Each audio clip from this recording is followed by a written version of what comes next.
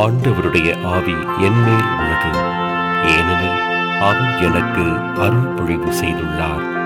ஏழைகளுக்கு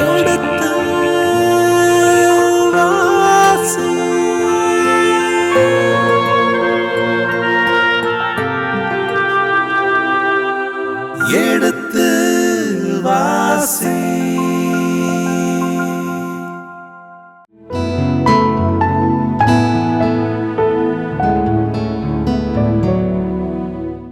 மாதா தொலைக்காட்சியின் இனிய இதயங்களே, எடுத்து வாசி பருவம் 2 அரசர்கள் 2ஆம் புத்தகத்துக்கான தெளிவுகளை விளக்கங்களை பார்த்து கொண்டிருக்கின்றோம்.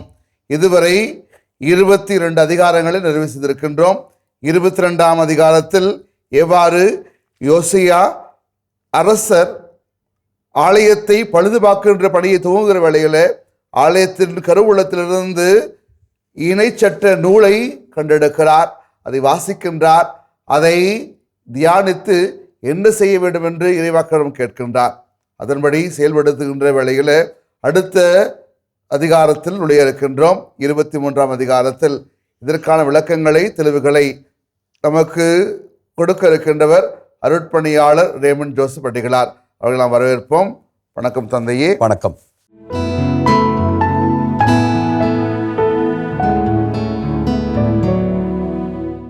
இதுவரை நாம் 22 அதிகாரங்கள் முடித்திருக்கின்றோம். இந்த 23ஆம் அதிகாரத்தில் என்ன சொல்லப்படுகிறது தந்தையே? யோசியா அரசனுடைய தொடர் ஆட்சி 23ஆம் அதிகாரத்தில் விளக்கப்படுகிறது. 23ஆம் அதிகாரத்தினுடைய பெரும்பகுதி யோசியா அரசன் என்ன சீர்திருத்தங்களை செய்தான் என்கின்ற அந்த பகுதி இடம்பெறுகிறது. இதில் 2 பெரும் பிரிவுகள் இருக்கிறது. ஒன்று, யோசியா யாவேயுடன் உடன்படிக்கை புதுப்பித்துக் கொள்வதும் யோசியாவுடைய சீர்திருத்தங்களும், அதான் பெரும்பகுதி. அது ஏறக்குறைய 27 வசனங்கள் உள்ளடக்கி இருக்கிறது. அது 6 பகுதிகளாக நம்ம பிரிக்கலாம். முதலாவது உடன்படிக்கை புதுப்பித்தல், அது 23ஆம் அதிகாரம் 1 முதல் 3. 2வது பகுதி குறும்பிரிவு யோசியாவின் சீர்திருத்தம், அது 4ஆம் வசனத்திலிருந்து 14ஆம் வசனம் வரை. 3வது குறும்பிரிவு சமாரியா, பெத்தேலு ஆகிய பகுதிகளிலும் சீர்திருத்தம், அது 15 முதல் 20. அதற்கடுத்து 4வது பகுதி பாஸ்கா விழா கொண்டாடப்படுதல், 21 முதல் 23. 5வது யோசியாவினுடைய பிற சீர்திருத்தங்கள், 24 முதல் 25. 6வது தண்டனை தீர்ப்பை யாவே வாக்குரைத்தல், அது 26 முதல் 27. ஆக இப்படி 6 பகுதிகளாக இந்த முதல் பெரும்பிரிவு நமக்கு விளக்குகிறது, 1 முதல் 27 வசனங்களில். 2வது பெரும்பிரிவு யோசியாவினுடைய முடிவும் அவனுக்கு பின்னால் ஆட்சி பொறுப்பேற்கின்றவர்களும். அவனுக்கு பின்னால் ஆட்சி பொறுப்பேற்கின்ற 2 அரசர்களை பற்றி இந்த 23ஆம் அதிகாரம் சுட்டி காட்டுகிறது. முதல் பகுதி யோசியா கொல்லப்படல், 28 முதல் 30. 2வது குறும்பிரிவு அது 31 முதல் 34. 3வது பகுதி யோயாக்கீமினுடைய ஆட்சி, 23ஆம் அதிகாரம் 35 முதல் 37. ஆக இந்த 2 பெரும் பிரிவுகளில் உள்ளடக்கிய இந்த 9 சிறு பிரிவுகள் அல்லது குறும்பிரிவுகளை பற்றி நாம் பார்க்க போகிறோம். 23ஆம் அதிகாரம் 1 முதல் 27 பகுதிகளில் அடங்கியிருக்கிற யோசியாவினுடைய உடன்படிக்கை புதுப்பித்தலும் அவனது சீர்திருத்தம் என்கிற அந்த பெரும்பிரிவை பார்ப்போம். அதில் முதல் பகுதி யோசியா உடன்படிக்கையை புதுப்பிக்கின்ற அந்த பகுதி, 1 முதல் 3ஆம் வசனம். அரசரது அழைப்புக்கிணங்கி யூதாவிலும் எருசலேமிலும் இருந்த பெரியோர்கள் யாவரும் அவரிடம் குழுமினார்கள். நம்ம இதற்கு முந்தைய அதிகாரத்தில் பார்த்தோம், குல்தா தெளிவாக சொல்லிட்டாங்க. யோசியாவுக்கு அவருடைய காலத்தில் நாட்டுக்கு எதுவும் நடக்க போகிறதில்ல, அவருக்கு நடக்க போகிறதில்ல, நாட்டுக்கு நடக்க போகிறதில்ல, அதே மக்களுக்கு நடக்க போகிறதில்ல. ஆனால் யோசியாவுடைய ஆட்சி காலத்துக்கு பிறகு மக்கள் மிக கடுமையான பாதிப்பை சந்திக்க வேண்டி இருக்கும். அதனால் யோசியா இப்பொழுது தயாரிக்கின்றார் மக்களை. அதான் யோசியாவினுடைய ஒரு சிறப்புத்தன்மை. நம்ம முதல் பகுதியில் பார்த்தோம், அவர் நேர்மையோடு இருக்கிறவர், இறைவனுடைய வார்த்தையை தெரிந்து கொள்ள வேண்டும் என்கிற அக்கறை கொண்டிருந்தவர். தனக்கும் தன் நாட்டுக்கும் தன் மக்களுக்கும் என்ன நடக்கும் என்பதை தெரிந்து கொள்ள விரும்பியவர். அதிலிருந்து விடுபடுவதற்கான வழிமுறைகளையும் அவர் அறிய விரும்பினார். அந்த அடிப்படையில் தான் இவர் 5 பேரை அனுப்புகிறாரு.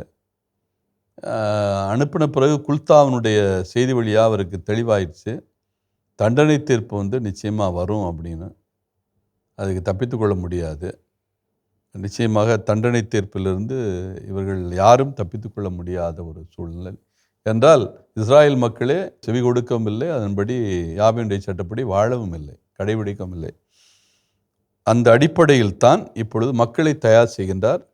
மக்களை உடன்படிக்கையை புதுப்பிப்பதற்கான ஒரு சூழலை உருவாக்குகிறார். எனவே எல்லாருக்கும் அழைப்பு விடுக்கிறார். யூதேயாவிலும் எருசலேமிலும் இருந்த பெரியோர்கள் யாவரும் அவரிடம் குழுமினார்கள். அதுதான் முதல் வசனம் நமக்கு சுட்டி காட்டுகிறது. அப்போ அரசனுக்கும் மக்களுக்கும் நல்ல நெருங்கிய தொடர்பு இருந்திருக்கிறது. அதனால தான் அரசன் கூப்பிட்ட உடனே என்ன பண்ணிட்டாங்க, மக்கள் எல்லாம் ஓடோடி வந்து விட்டார்கள். 2ஆம் வசனம், அப்பொழுது அரசரும் யூதா நாட்டினர் அனைவரும் எருசலேம் குடிகள் அனைவரும் குருக்களும் இறைவாக்கினரும் சிறியோர் முதல் பெரியோர் வரை மக்கள் அனைவரும் ஆண்டவரின் இல்லத்திற்கு வந்தார்கள்.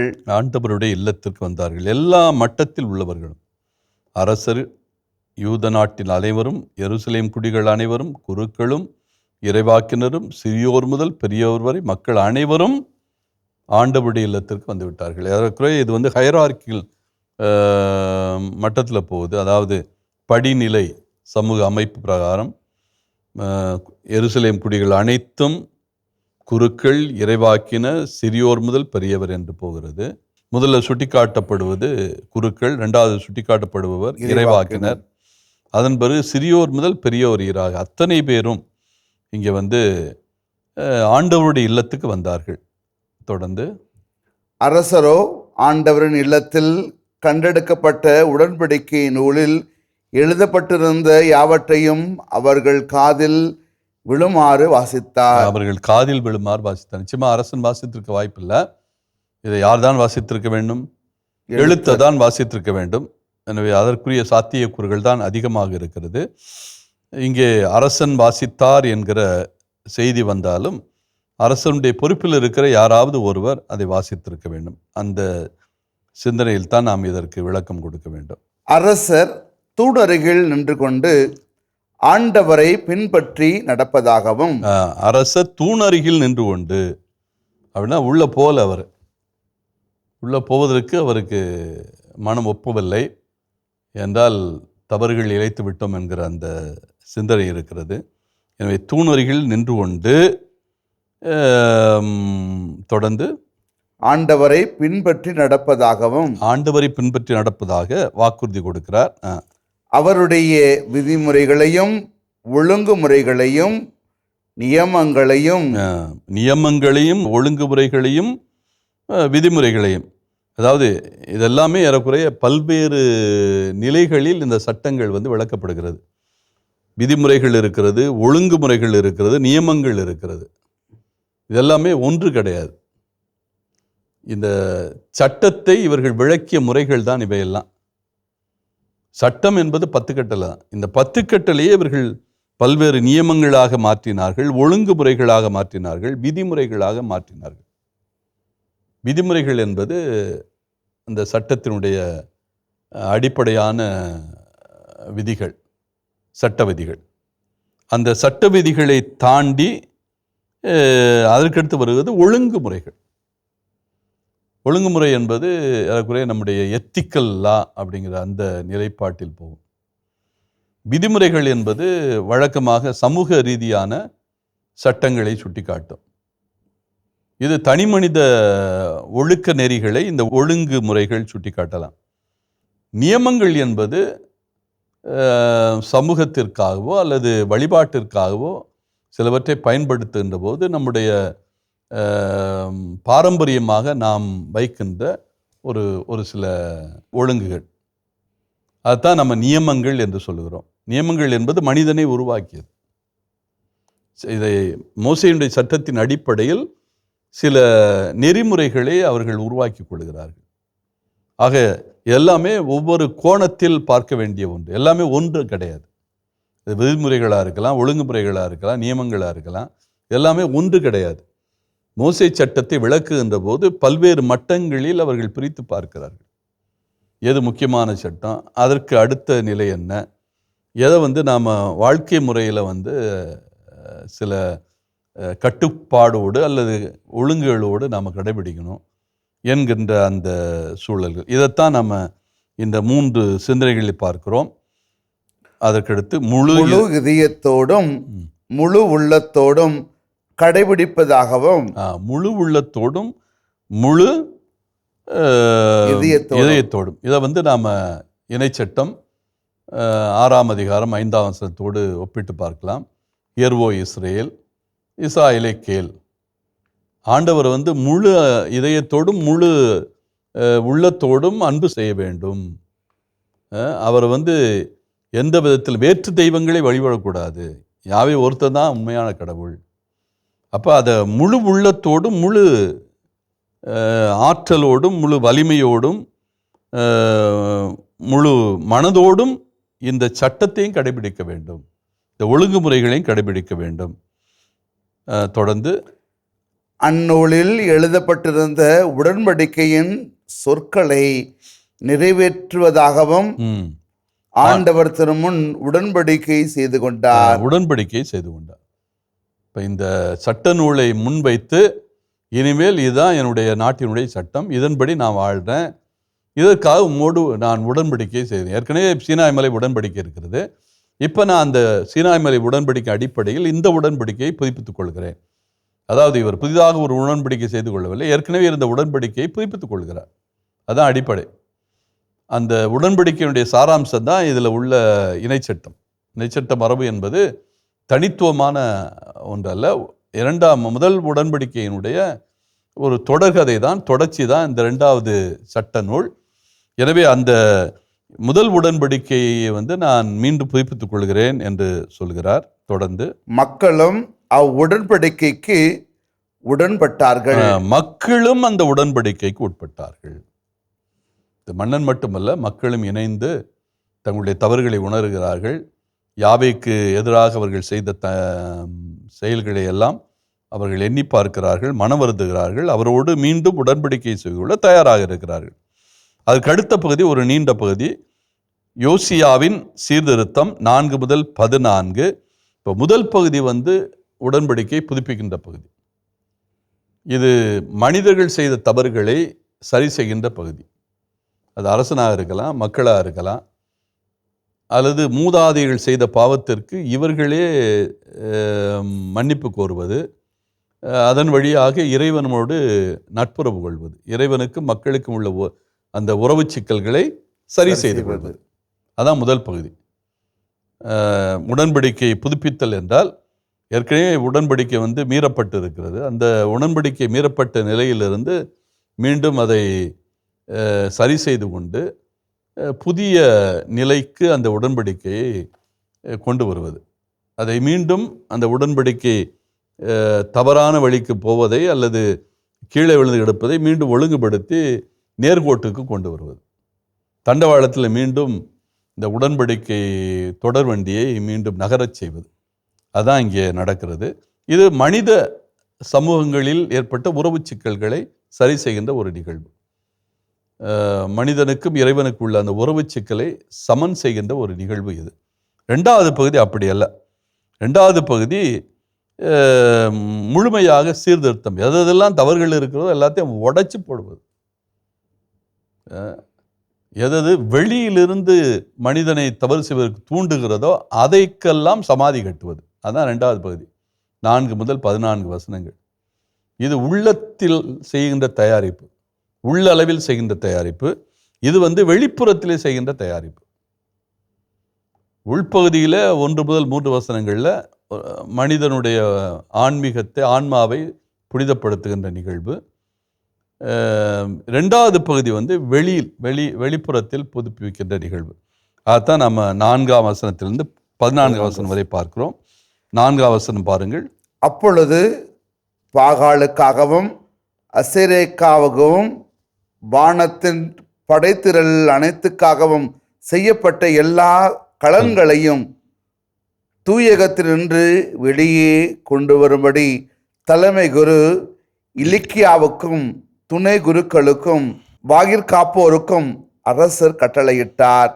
ஆக பாருங்க, பாகாலுக்கும் அஷரேக்கும் வானத்தின் படைத்திரள் அனைத்துக்கும் செய்யப்பட்ட எல்லா கலன்களையும். இப்போ எருசலேம் ஆலயத்திலேயே பாகால் வழிபாடு நடந்திருக்கிறது, அஷரே வழிபாடு நடந்திருக்கிறது. அவர்களுடைய பொருட்கள் அங்கே இருக்கிறது. எங்கே இருக்கும் பொருட்கள் எல்லாமே? எருசலேம் ஆலயத்தில் எங்கே இருக்கும்? கருவூலத்தில் இருக்கிறது. கருவூலம் என்றால் பொருட்களை வைக்கிற இடம். கருவூலம் என்றால் பொருட்கள் எங்கெங்கெல்லாம் இருக்கும். கருவறை என்பது வேறு, கருவூலம் என்பது வேறு. கருவறை என்பது தூயகம். அதான் அந்த ஆலயத்தினுடைய மையப்பகுதி. அதான் கருவறை என்று சொல்லுகிறோம். கருவூலம் என்பது பொருட்களை சேமித்து வைக்கிறது. நம்முடைய கலன்கள், ஆடைகளை நம்ம உடுத்துற அந்த பகுதி சாக்ரிஸ்டி என்று சொல்கிறோம் அல்லவா? அந்த சக்ரிஸ்டி அதுதான் நம்முடைய பொருட்களை பாதுகாத்து வைக்கிற இடம். திருப்பலி பொருட்களுக்கான பொருட்கள் இருக்கிற இடம், அந்த அறை. அதைத்தான் நம்ம என்ன சொல்கிறோம்? சாக்ரிஸ்டி. அதுதான் கருவூலம். கருவறை என்பது நற்கருணை பழி இருக்கிற பீடப்பகுதி, அதான் கருவறை பகுதி. எனவே பொருட்கள் எங்கெல்லாம் சேகரித்து வைக்கிறோமோ அது கருவூலம். எனவே இந்த கருவூலத்தில் என்னென்னலாம் இருக்குது? அஷரே பயன்படுத்துகிற பொருட்கள், பாகாலுக்குரிய பொருட்கள், இவையெல்லாம் அங்கே பாதுகாப்பாக வைக்கப்பட்டிருக்கிறது. அது மட்டுமல்ல, வானத்தின் படைத்திரள் அனைத்திற்கும் அவர்கள் வழிபாடு நடத்தி இருக்கிறார்கள். இதை எபேசியருக்கு எழுதிய திருமுகத்திலும் கொலோசியருக்கு எழுதிய திருமுகத்திலும் பவுலடியார் வன்மையாக கண்டிப்பார். நீ வானத்தில் உள்ள படைத்திரள்கள் அத்தனையும் வழிபடுகிறீர்கள். இந்த வழிபாடுகள் தவறான வழிபாடு. இவையெல்லாம் படைக்கப்பட்டவை, கடவுளால் படைக்கப்பட்டவை. கடவுளுக்கு வழிபாடு நடத்தாமல் நீங்கள் கடவுளால் படைக்கப்பட்டவற்றுக்கு வழிபாடு நடத்துகிறீர்களே என்று வன்மையாக கண்டிப்பார். அதே போலத்தான் இங்கே தூயகத்திலிருந்து கலன்களையும் தூயகத்தினின்று வெளியே கொண்டு வரும்படி தலைமை குரு இலிக்கியாவுக்கும் துணை குருக்களுக்கும் வாயிற்காப்போருக்கும் அரசர் கட்டளையிட்டார். இவையெல்லாம் திருத்துயகத்திலே இருக்கிறது. கருவூலத்தில் மட்டுமல்ல, திருத்துயகத்திலும் இருக்கிறது. எனவே அந்த அடிப்படையில் தான் தூயகத்தினின்று வெளியே கொண்டு வரும்படி குரு இலக்கியாவுக்கும் துணை குருக்களுக்கும் வாயிற்காப்பவர்கள், இவர்களெல்லாம் லேவியர் குலத்தை சேர்ந்தவர்கள், குருக்கள், துணை குருக்கள், வாயிற்காப்பவர்கள், இவர்களுக்கெல்லாம் அரசன் கட்டளையிட்டான். தொடர்ந்து அவற்றை எருசலேமுக்கு வெளியே கிதரோன் வயல்வெளிகளில் சுட்டரித்து சாம்பலை பெத்தேலுக்கு கொண்டு சென்றார். சாம்பலை பெத்தேலுக்கு கொண்டு சென்றார். இவை எல்லாவற்றையும் கிதரோன் என்றாலே பள்ளத்தாக்கு, கிழக்கும் தெற்குமாக இருக்கிற எருசலேம் மலையினுடைய அடிவாரத்தில் இருக்கிற அல்லது கிழக்கே இருக்கிற ஒலிவமலையினுடைய மேற்கு அடிவாரத்தில் இருக்கிற ஒரு நீண்ட பள்ளத்தாக்கு. அந்த பள்ளத்தாக்கில் வயல்கள் இருந்தது யோசியா காலத்தில் வயல்கள் இருந்தது. ஏன்னா அதுக்கு முன்னால் தண்ணீர் எல்லாம் நிறைந்திருந்தது. அதில் தான் கேகோன் நீரூற்றே பாய்ந்தது. அதன் பிறகு எசேக்கியா அந்த நீரூற்றை உள்ளே கொண்டு போனதுனால நீரூற்றிலிருந்து தண்ணி வராது. இருந்தாலும் மழை காலங்களிலே தேக்கி வைத்திருக்கிற நீர், ஏன்னா பள்ளத்தாக்குனால் மலைகளிலேருந்து விழுகிற தண்ணீர் அங்கே சேமித்து வைக்கப்படும். அதை பயன்படுத்தி அவர்கள் பயிர்த்தொழில்களை செய்யக்கூடிய வாய்ப்புகள் எல்லாம் இருந்தது.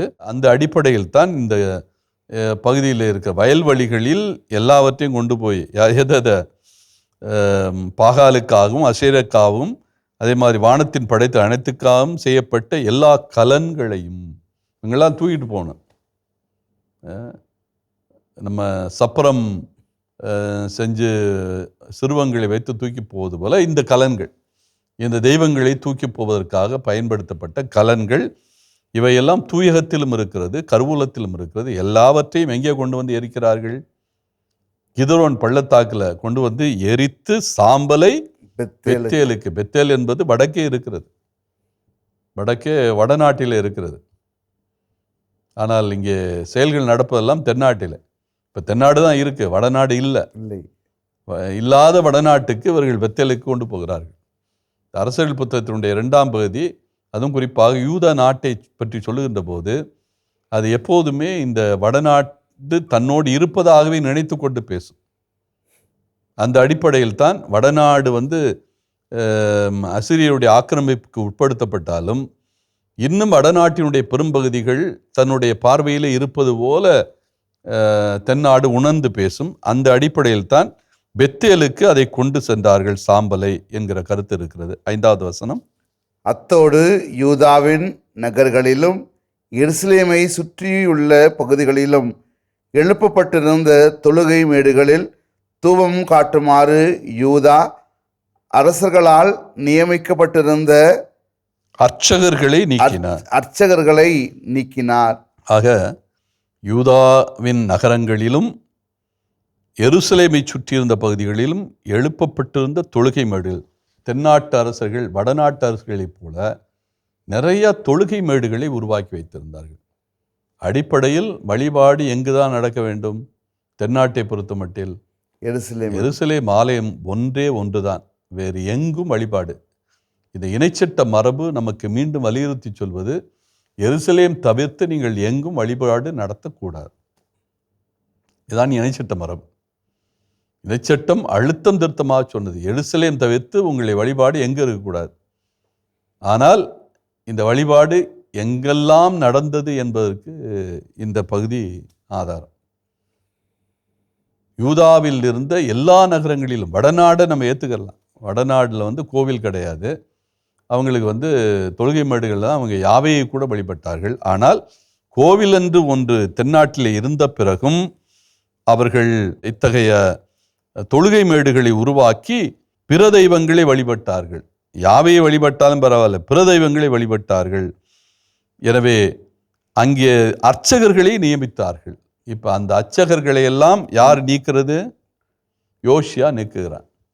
இந்த தொழுகை மேடுகளில் யார் யார் அர்ச்சகர்களாக இருந்தார்களோ அத்தனை பேரையும் அவன் நீக்குகிறான். இதன் தொடர்ச்சியை அடுத்த பகுதியிலே தொடர்வோம். அதுவரை இணைந்திருங்கள். இயேசுவுக்கே புகழ், இயேசுவுக்கே நன்றி, மரியே வாழ்க. சந்திர வழிபாடு, விண்மீன்களுக்கு வழிபாடு, வானத்து படைத்திரர்களுக்கு வழிபாடு, இவை எல்லாமே கடவுளால் படைக்கப்பட்டவை. எருசலேம் கோவிலில் யாருக்கு சிலை வைத்திருக்கிறார்கள்? சிலை என்பதை விட கம்பம், மரக்கம்பம். அசரேவுக்கு வழக்கமாக மரத்தூணால் கம்பம் வைப்பது.